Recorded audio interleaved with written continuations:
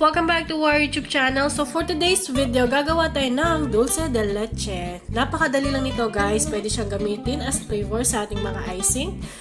So keep on watching and don't forget to like and subscribe. So ito po ang ating mga ingredients.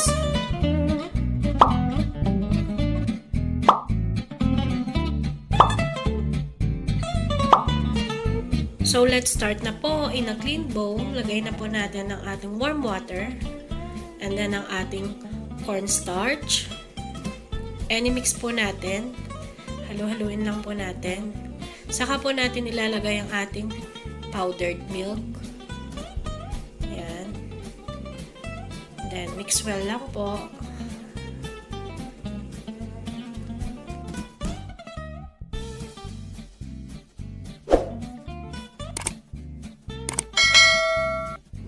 So, let's start na po in low heat.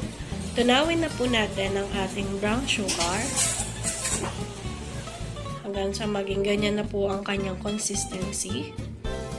And then, add the milk mixture. And then, halo-halo lang po. Yan.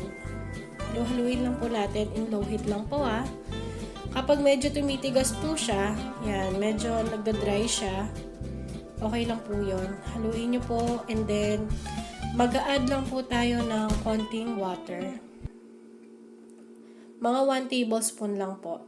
And then, continue mixing lang po hanggang sa, yan, makuha nyo na po yung right consistency ng ating Dulce de Leche. Then, pakuluin po natin siya mga 3 to 5 minutes.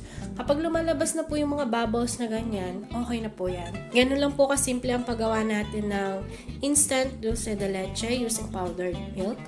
Thank you for watching po, and kung bago ka pa lang sa channel na ito, don't forget to like and subscribe. Kung may mga tanong po kayo, comment down below lang po. Thank you!